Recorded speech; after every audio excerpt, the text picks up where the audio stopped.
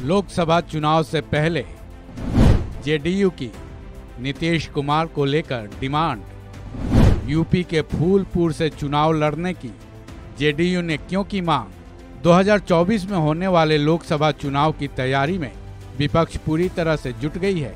नीतीश कुमार विपक्षी एकता को एकजुट करने में लगे हैं। इसी बीच जेडीयू की तरफ से एक मांग उठी है जिसने सबको चौंका दिया है।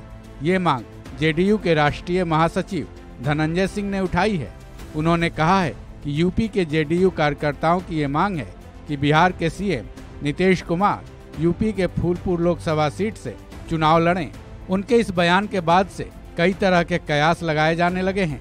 साथ ही ये सवाल भी उठ रहे हैं कि नीतीश कुमार अगर आने वाले चुनाव में सांसद का चुनाव लड़ते हैं तो वो फूलपुर सीट ही क्यों, जबकि वो बिहार के सीएम है और उनका ज्यादा जनाधार तो बिहार में है, जिसकी वजह से वो चुनाव आसानी से जीत सकते हैं।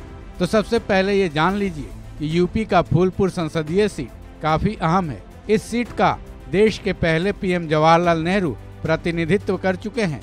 इतना ही नहीं, पूर्व प्रधानमंत्री विश्वनाथ प्रताप सिंह भी इस सीट से चुनाव लड़ चुके हैं। वहीं राजनीति के जानकारों की माने तो जेडीयू की नज़र यहाँ के स्थानीय समीकरणों के चलते टिकी है, क्योंकि ये सीट कुर्मी बिरादरी के लिए काफी सार्थक रहा है। यहाँ से कुर्मी बिरादरी के कई नेता चुनाव जीत चुके हैं, जिनमें यहाँ के मौजूदा सांसद केशरी देवी पटेल भी शामिल हैं। गौरतलब है कि नीतीश कुमार भी कुर्मी बिरादरी से ही आते हैं।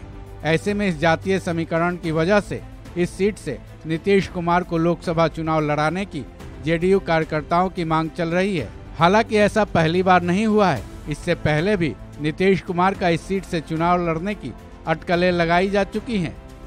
इससे पहले ऐसा तब हुआ था जब 2022 में नीतीश कुमार ने पाला बदला था। वो बीजेपी को छोड़ राजद और कांग्रेस के समर्थन से फिर से सरकार बनाए थे।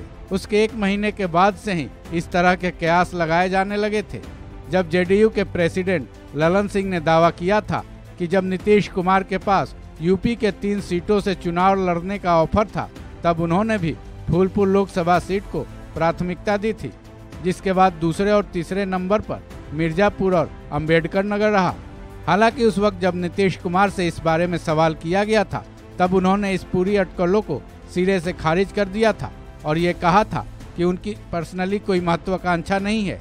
उस वक्त उन्होंने तेजस्वी यादव को आगे बढ़ाने की बात कही थी। ऐसे में अब इस मामले में आगे क्या होगा, फिलहाल पुख्ता तरीके से कुछ भी नहीं कहा जा सकता है। लेकिन ये भी सच है कि बिना आग के धुआं तो उठता नहीं है।